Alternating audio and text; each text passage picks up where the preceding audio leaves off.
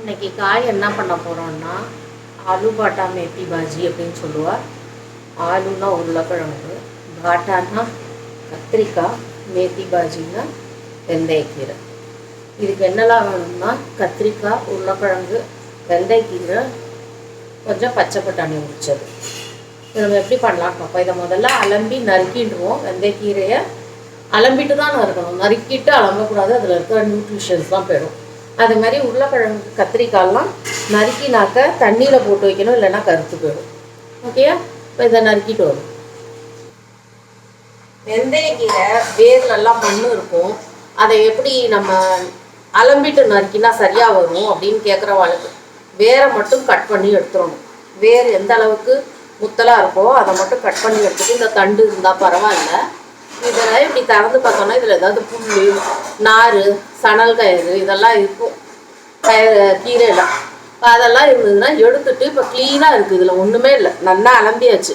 இப்போ இதை நறுக்கி போடணும். இதை கட் பண்ணதுக்கப்புறம் கண்டிப்பாக நறுக்கவே கூடாது. கட் பண்ணதுக்கப்புறம் கண்டிப்பாக அலம்பவே கூடாது. ஸோ இப்போ நம்ம வெந்தயக்கீரையை நறுக்கி வச்சுட்டாச்சு. கத்திரிக்காயை நறுக்கி தண்ணியில் போட்டு வச்சுட்டுருக்கோம், ஏன்னா கருக்காமல் இருக்கணுங்கிறதுக்கு. உருளைக்கிழங்கும் தண்ணியில் தான் போடணும், இல்லைன்னா கருத்து போயிடும். இமீடியட்டாக பண்ண போகிறோங்கிறதுனால நறுக்கி வச்சுட்டுருக்கோம். இது தனித்தனியாக இருக்க வச்சுட்டுருக்கோம். கத்திரிக்காய் இதுனாக்கா முதல்ல உருளைக்கிழங்கு போடுவோம், கொஞ்சம் வேகத்துக்கு நேரம் எடுக்குங்கிறதுனால அதை முதல்ல போட்டு வதக்கிட்டு கத்திரிக்காய் போடலாம்.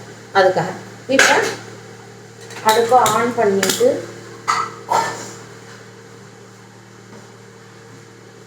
அதில் கொஞ்சமாக எண்ணெய் விட்டுட்டு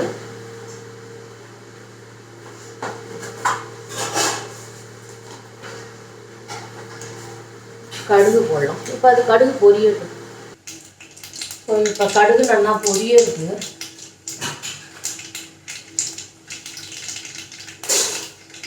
கடுகு பொரிஞ்சு முடித்த உடனே கருவேப்பிலையை போடணும்.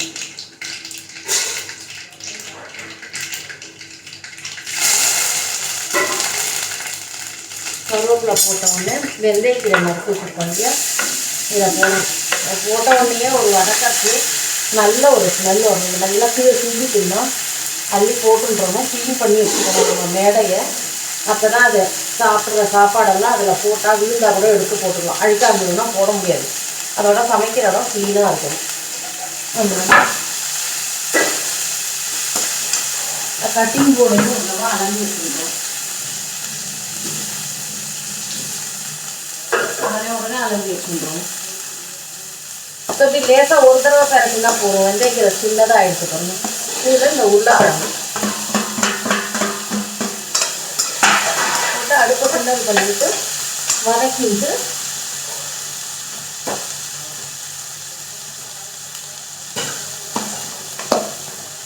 எல்லா காய்க்கும் போடுற அதே மசாலா தான். மஞ்சள் பொடி, மிளகா பொடி, தனியா பொடி கொஞ்சம் கொஞ்சம் போட்டால் போதும். வெந்தயக்கீரை வதக்கரிச்சு நல்ல ஸ்மெல் வரும்.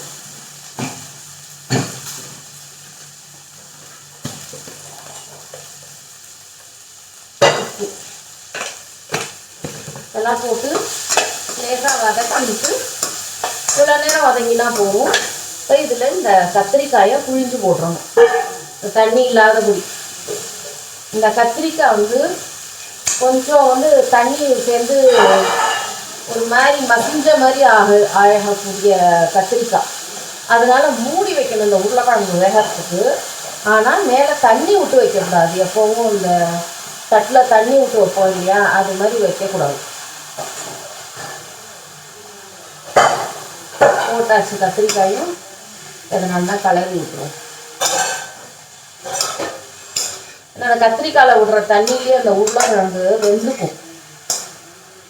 ஸோ நம்ம தனியாக மேலே தண்ணி வச்சு மூடணும்னா அதுலேருந்து தண்ணி கொட்டும் இல்லையா, அப்போ அது கொச முசன்னு ஆகிடும்.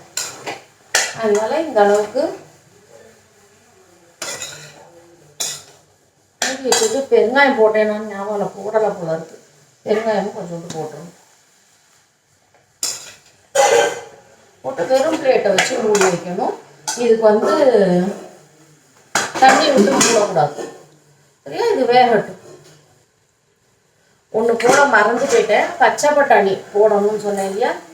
பச்சை பட்டாணியும் போட்டுட்டு கலந்து விட்டுரும். இது ரொம்ப ரியலி டேஸ்டியாக இருக்கும். உருளைக்கிழங்கு எதுக்கு போடுறதுன்னா, ஒன்று போட்டால் கூட ஓகே தான், ஒன்று இல்லைன்னா ரெண்டு. அந்த கத்திரிக்காயிலேருந்து வர தண்ணி அது கொஞ்சம் இழுத்து வச்சுக்கும். ஸோ கொசன்னு ஒரு மாதிரி சட்னி மாதிரி ஆகிடும். ஆனால் அந்த இது அதுக்கு தான். இப்போ இது வேகட்டும். இப்போ இந்த காய் வெந்துருக்குன்னு எப்படி பார்க்கணும்னா, இதில் உருளைக்கிழங்கு தான் கொஞ்சம் ஹார்டாக இருக்கிறது. ஸோ ஒரு உருளைக்கிழங்கு எடுத்து இந்த கரண்டியாலேயே இப்படி கட் பண்ணி பார்த்தா இது ரெண்டாக கட் ஆகிருக்கு பாருங்க, ஈஸியாக கட் ஆகும். உருளைக்கிழங்கு இப்படி கொஞ்சம் கட் பண்ணி பார்த்தோம்னா இது ஈஸியாக கட் ஆகும். கட் ஆச்சுன்னா இது வெந்துருக்கு. இது கத்திரிக்காய் மசியக்கூடிய இது மாதிரி ஒரு மாதிரி சிங்கி வரக்கூடியதான், உதிரி உதிரியாக தனித்தனியாக இருக்கக்கூடிய நேச்சர் இல்லை இந்த கத்திரிக்காய்க்கு. ஸோ இதுதான் வெந்துருக்கு. இப்போ அடுப்பை ஆஃப் பண்ணிவிட்டு வச்சுடலாம். ஆலு பாட்டா மேத்தி பாஜி. உருளைக்கிழங்கு, கத்திரிக்காய், வெந்தயக்கீரை, பட்டாணி, பச்சை பட்டாணி போட்டு காய் ரெடி.